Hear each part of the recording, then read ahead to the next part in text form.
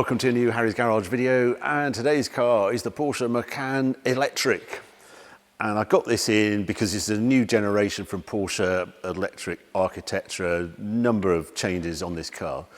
And I'm going to go over and obviously do the normal review. But I will say now, when we were looking around the car just after it arrived, I noticed it had a tow bar fitted. And I looked up its towing capacity and it was 2 tons. So part of this video, I'm going to explore what it's like towing with an electric car. Never done it before, and wow, did we find out some things that I think need discussing. Anyway, back to this Macan, let's go and have a closer look. Now, you're not going to miss this version of Macan when you see it on the road, latest generation, because it looks very different to the previous Macan. And with it going electric, the designers not only had to give it a fresh look, but they also really had to look at the drag factor of the car, because efficiency from electric cars is highly dependent on how the car moves through the air. And the previous generation Macan, ICE powered, which is still in production weirdly, they sit side by side in the price list, is 0.37 CD factor. This one, 0.25. That is a dramatic reduction in drag factor. I know you have to times it by its, the actual frontal area of the car, but that's a big change. Just out of interest, I did look up Taycan, that's 0.22, so it's like even slipperier than this new version. And you can sort of see the aero tricks they've done with it. They smoothed it off, it's taller. There are side vents down here that you can see the wheel if you look through there. And I can't get over this really dramatic front splitter on it. I've never seen that really on this sort of SUV type car. Very dramatic there. The other things to get about the headlights, there's 2 sets of headlights. These ones up here are indicating daylight running lights, and your headlights are actually down here, and fog lights and that sort of thing. I also ought to mention the front boot that is on the button. I can open this on the button, and I'll do this, and you'll notice it goes straight up. That is causing difficulties to the poor old transport boys, because they think they're hitting unlock button and they're hitting that, and then it's hitting the roof on their lorries. But anyway, in there, there's a charging cable in there, and there's about 80-something litres of space. Then round the side, well, the first thing you notice is great big wheels. These are actually optional fitted to my test car. So these are 255 40 by 22s. 21 inch is standard. This is the turbo version of Macan. And to get these wheels, well, the wheels alone are £2,741. If I wanted them painted in this colour, that is an additional £926, so £3,700 to have the same wheels as this. That seems a lot of money to me. Side, what's changed here, it just struck me as a bigger car, but I've looked at all the dimensions. The length is minimally different. This is 4.784 mil, the previous one 4.7 as near as damage. So it's just a little bit longer, but the big change is in the wheelbase. It's got an added 86 mil, so 3 and a bit inches in the wheelbase, and that gives you more space in the rear cabin, which it needed. Yeah, same size wheels at the back, and then come round as this very streamlined look on this car. That's what Macan always had. And quite interesting how they've treated this rear deck. It looks sort of grown up, looks quite expensive. This is a light bar all the way across through here, this sort of raised sort of 3D lettering on here. Then this area is actually the rear spoiler, and that flips up. Put it into sport, you can just see it in the mirror, it comes up. Put Sports Plus up, and it's right up in the air. Quite ugly in operation, but like this, when you park up, looks very good. Weirdness going on down here with this sort of diffuser and vents and things. Obviously no exhaust. And then there's this camera here, and I couldn't quite work out how you opened the rear boot on this car. Turns out there is a button just there, and up it goes. And yeah, reasonably practical, this car. Seats flip down. You can put this up and down should you wish to. On non-turbo versions of Macan, you get space under here. On this one, you get a great big Bose subwoofer. We ought to just give a special mention to false vents. Who would have thought we'd find false vents on a Porsche? But there is on this one. And then inside, a very black hole. This one hasn't got a sunroof fitted, but all very comfortable, all very Porsche. Right, what I'm going to do now, take it outside, take it for a drive.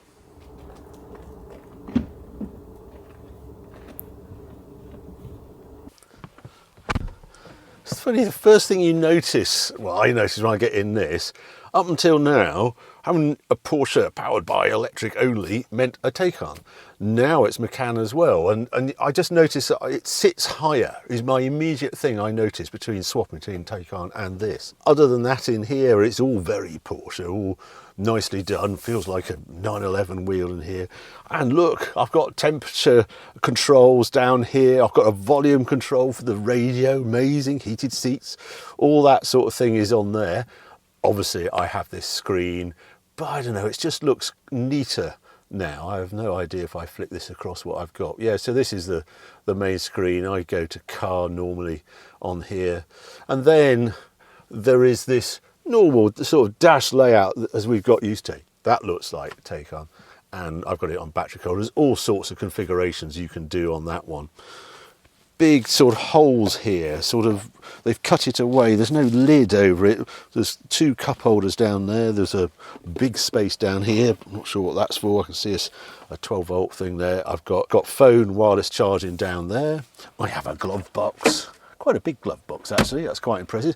I understand you can get another screen there if you tick another option. Sport Chromo Pack, because this is turbo version. Good seats, proper seats, grippy, good space in the back, and I say you do notice that extra legroom you do get with this new extended wheelbase Macan electric.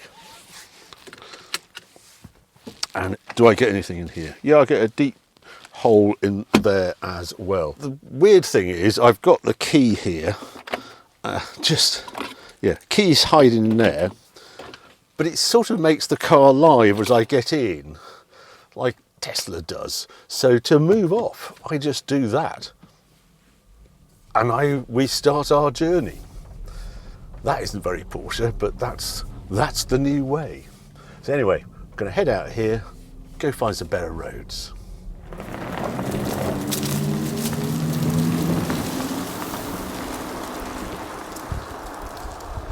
Now it sets off in what it terms normal mode, which I choose by this little switch on the steering wheel, which is really nice because it's not pressing buttons.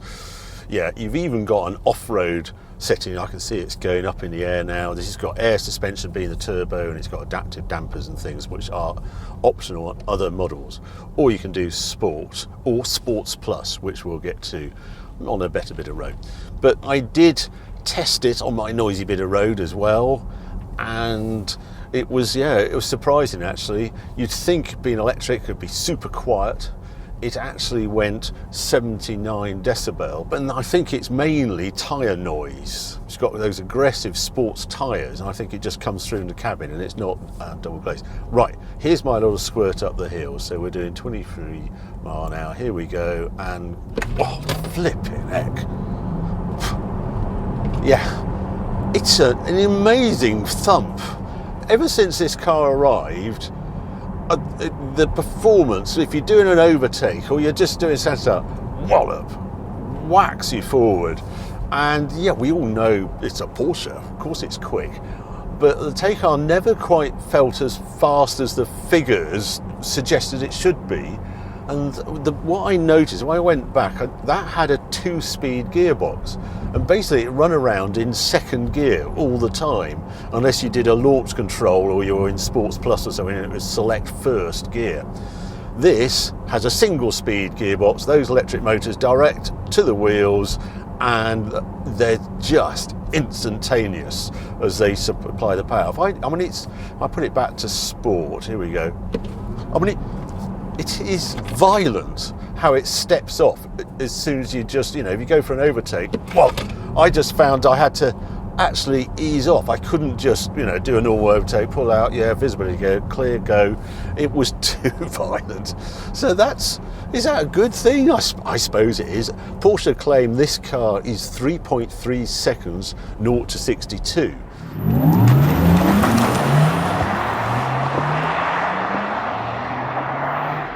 But there is a proviso there. I think it's rated at 630, I should know. I'll flash it up now. But you get an extra 55 horsepower when you select launch control compared to when you just step in it as normal. The big number though that really pumps you down the road, this thing has 1100 Newton meters of torque. That's actually what's given it this crazy performance. And it's just, that's 811 in pound-foot torque in old money.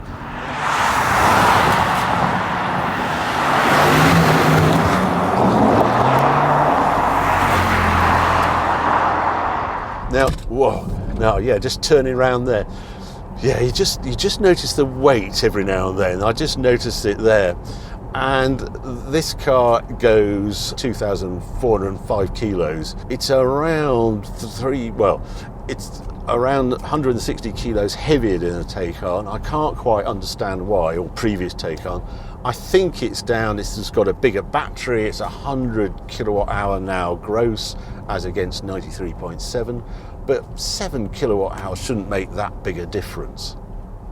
But it's got enough grunt to get over the horsepower. Now, obviously this is my bumpy bit of road. I just want to see how it behaves like this. And I like the way that I've got it in normal, but I could turn it up to sport if I wanted that even super sharp throttle.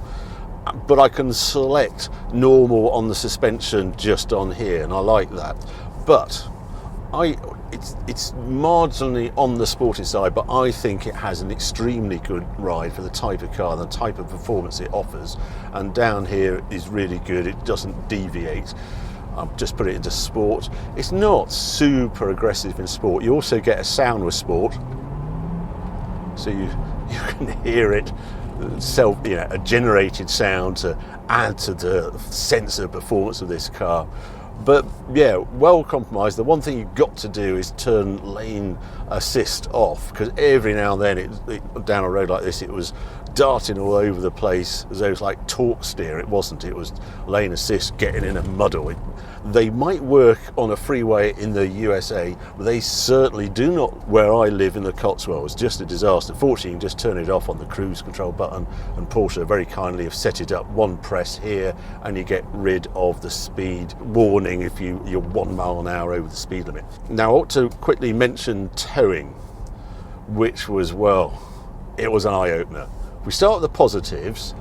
With 1100 Newton meters of torque from the off, from tick over, it had no issue moving the trailer around, no problem at all. Actually hitching up, I ought to also mention, with the camera you could see the tow ball, top of the tow ball, so you could line it up back onto the trailer.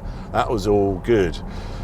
It's what happened as we were towing that came as a bit of a shock, and that was just watching the range disappear, and the efficiency that you're used to in an electric car just goes out the window.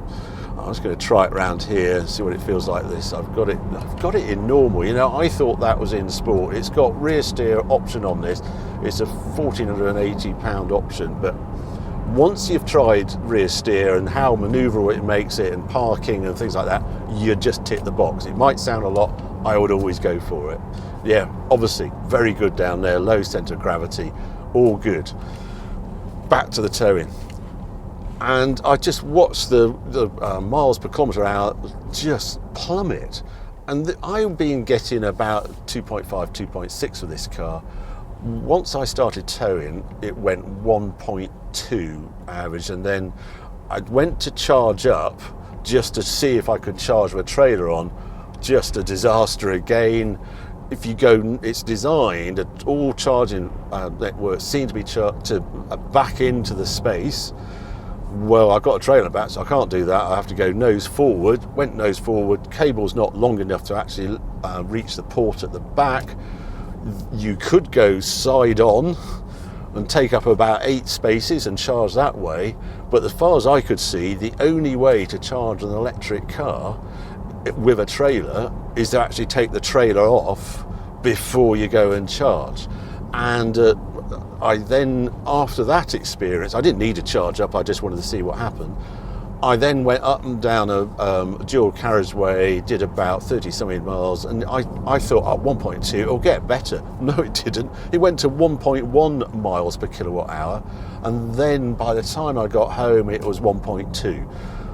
That means this car, with a supposed range of 320, 30 miles, I think they quote, would actually have a range of just on 100 miles if I was towing the trailer. Shocking. And so you're going to be looking for a charger after about 80 miles, and you're going to be having to take the trailer off to go and charge up to do another 80, 100 miles. So I'm afraid electric cars right now and towing are out the window. And I just think, look how many caravans there are on the road and how many people tow with their, Range Rovers or, normal behaviour. There's a lot of people towing trailers and things. I have no idea what the numbers is. If I find it out, I'll flash it up here. But I just can't see how we can do it with the current crop of electric cars. Anyway, let's get back to Macan. Porsche do some things really well. I do like the relationship between the wheel and the seat, and it does feel driver's car. Visibility is great outside. The only thing, slightly small rear window, that sloping rear window and the privacy glass. It's a bit restrained, but it's no big deal generally. And I also like the design. I can see the front wings as well in my sight line with that new body style out the front.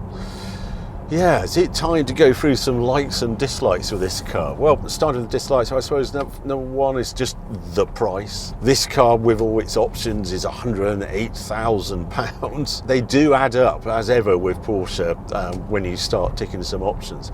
And because of this new gearbox, I'm just wondering if actually the pick of the range might be something like a 4S. This has got excessive amount of performance, this turbo version. I mean, ludicrously fast. So I wonder what the 4S, and you'd save yourself £20,000. The balmy thing is, there's also a GTS petrol version of Macan. It's weird that I've got both running side by side, and they're around £20,000 cheaper. The base Macan electric is £68,000, so you can save a lot of money if you just go, but that's rear drive single motor, so quite a different car to this one. Two, that weight, I just don't like the way the weight has crept up more than Taycan. Why is this thing heavier than Taycan? That's a bigger car. So I'm really surprised at that. It can't all be just down to the battery, but you just notice it every now and then that it doesn't quite, you turn it in, it's so sharp on the steering, the rear steering and things, and then the weight just slides slightly more, and I'm sure that it's just the tyres are getting overworked from just controlling this mass. And if you get the petrol version again, GTS, it's 460 kilos lighter than this. This is quite heavy at 205. And then three, when I had that Cross Turismo in for a while, I could quite often hit 3 miles per kilowatt hour. I have struggled. The best I've done in this is 2.6 kilowatts an hour, and I presume it's just bigger frontal area, that weight, and if you touch it, the performance, then it does plummet. But you don't get something for nothing. That inefficiency is not helped by this car having the bigger wheels and tyres on it, the 22-inch. Probably why the road noise is up, and it's also probably reduced the range by 10 or 20 miles. It'd be that much better if it was on the smaller wheels. Onto the likes though, and I'm just going to go into sports on here. Yeah, round here it just feels Porsche. Great steering ratio, just feels right, brakes feel good, and boy, it's out of there.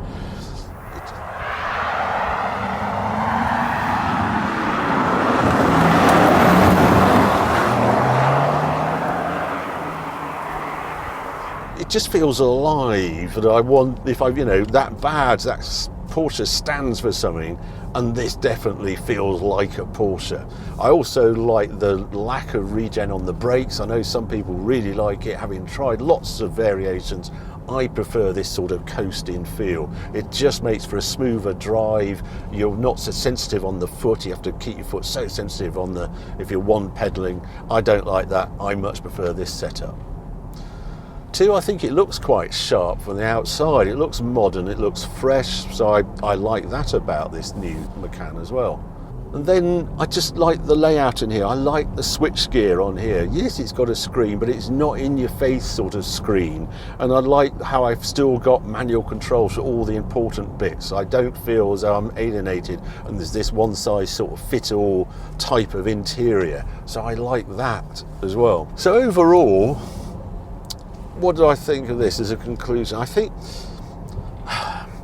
we're moving towards this age of electric, and I think Porsche's in a bit of a hard place.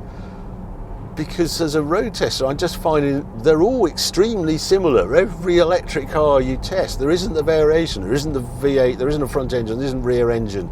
They're quite often all-wheel drive like this one is. As you can sort of see on here, it's quite interesting how you see how it varies.